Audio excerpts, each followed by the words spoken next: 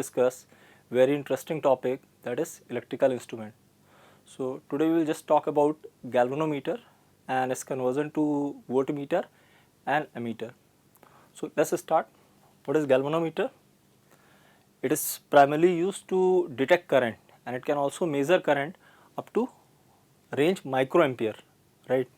And inside galvanometer there is a coil which is placed in magnetic field. So when current passes through the coil start experiencing torque in the magnetic field and it starts rotating, and as there is a spring connected inside, that will provide counterclockwise torque, and finally needle will come to rest to a particular location. The angle rotated by needle or by coil will be directly proportional to the current it carries. So working principle of the galvanometer is it converts electrical energy into mechanical energy, and when current flows due to the counter torque and the torque by magnetic field, it comes to a particular point, right. So this is the symbol of galvanometer, and as galvanometer is having some coil, that coil will have some resistance. So it can be characterized with the resistance of the coil and the maximum deflection current it carries. As I already told you, the deflection it will have will be proportional to the current it carries. So this is the basic working formula we have. Theta is proportional to I, and any galvanometer can be characterized by these two parameters: maximum deflection current and galvanometer coil resistance. Okay. Now we define one more parameter here, that is called sensitivity, and sensitivity is, you can see here, sensitivity of moving coil galvanometer is defined as the angle of deflection per unit current flowing through it. So sensitivity is theta divided by Ig, where Ig is full scale current and theta is full scale deflection, right. I hope this part is clear. Now with the help of galvanometer you can measure current of range microampere or milliampere. If you want to measure current of range ampere, say 1 ampere, 10 ampere, 5 ampere, then we have to modify the instrument, and with the help of modification we can convert that galvanometer to ammeter. So how those conversions are done, let's see. So let's first convert galvanometer to ammeter. So we have one galvanometer and it will have certain range, and we want to increase the range which is it can measure. So what I can do, I can place a resistor in parallel, so that when I amount current enters into it, only Ig passes through galvanometer coil and the rest of the current bypasses through the resistor we have connected in parallel. This resistor we call shunt resistor.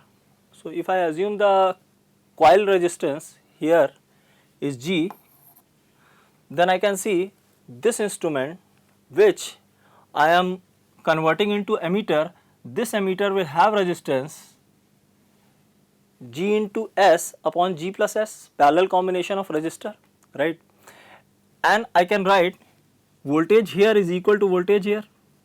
So Ig into G will give you S into I minus Ig. From here I can find out the value of shunt resistor should be connected in parallel to make this conversion possible. So if I give you galvanometer which can measure current up to say 10 milliampere, and I want to convert into ammeter which can measure current up to 10 ampere, 0 to 10 ampere.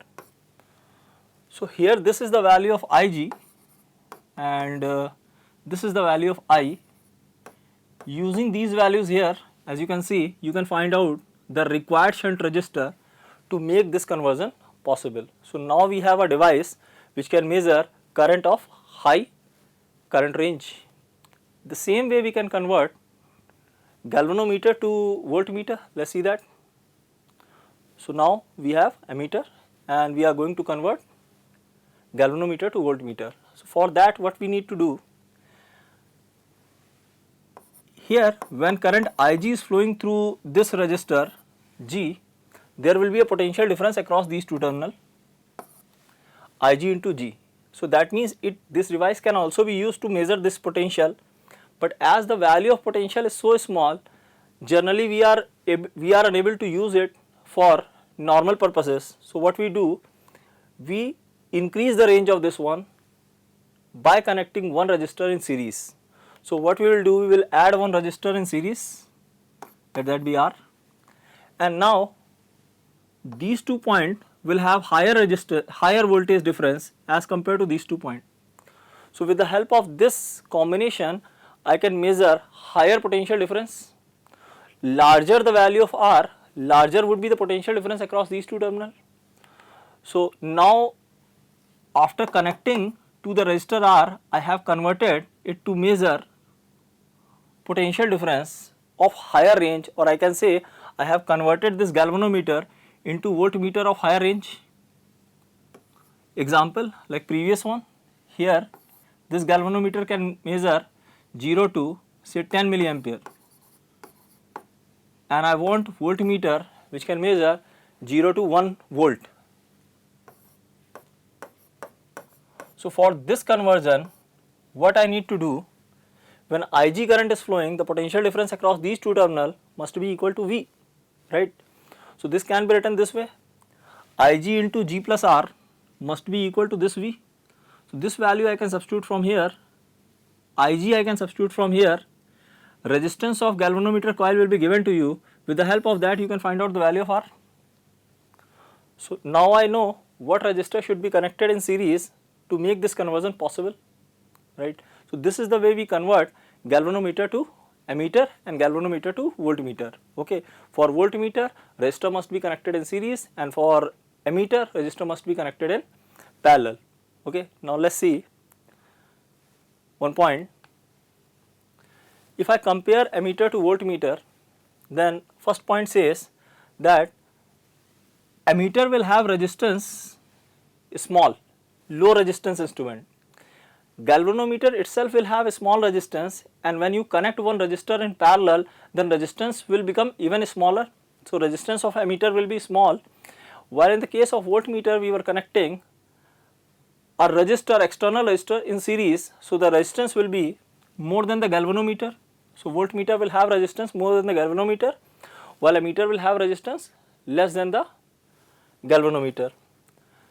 Resistance we have just seen, as these two are connected in parallel, then formula will be Gs upon G plus S. While for voltmeter we connected in series, so resistance will be resistance of galvanometer plus whatever we have connected extra. Then next point, here we connect one resistor in parallel which will be small, and here we will connect one resistor in series which will be large. Ammeter is to be connected across the branch in series through which we want to measure the current, while in case of voltmeter, voltmeter should be connected in parallel across the resistor through which we want to find out the potential difference, right. So voltmeter is connected in parallel, ammeter is connected in series. Then what is the requirement? When we say that our ammeter is ideal, its resistance has to be very small or almost 0, while in case of voltmeter we want its resistance to be infinity, because we do not want voltmeter to draw current so that it can measure the correct potential difference. Second last point, the resistance is less than the galvanometer, we have already discussed this point here. Resistance is greater than the resistance of voltmeter, we have already discussed this point. Last one, it is not possible to decrease the range of the given ammeter. Once ammeter is given, you cannot decrease the range, you can increase the range, while you can decrease the range of voltmeter, right. So these are the basic differences between ammeter and voltmeter. Now one last point, look at this example, that sensitivity of moving coil galvanometer is given S, and we have connected one resistor in parallel of resistance 1/8 of the resistance of the coil. Now how sensitivity is getting affected? So if I say that we have got one galvanometer and the maximum deflection current is Ig, then sensitivity will become theta divided by Ig. But once you connect one resistor in parallel, then this current I, what should be the value of I, so that here we have maximum deflection. So for maximum deflection this current has to be Ig, right. It is given that resistance of this one is Rg, then the resistance of this one is Rg by 8. So the current here will be I minus Ig, and I can write this potential difference is equal to this potential difference. With the help of that I can find out the new sensitivity. So Rg into Ig will be equal to I minus Ig into Rg by 8. So from here if I solve, I will get I is equal to 9 Ig. So the new sensitivity of the instrument S dash is equal to full scale deflection divided by I, and that I we are getting theta 9 Ig, and this theta by I can substitute S.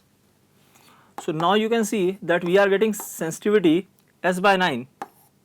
So when you are increasing the range of galvanometer, when you are converting into ammeter, then you have to compromise with the sensitivity, right. So I hope this concept is clear. So for more such interesting video, thanks for watching.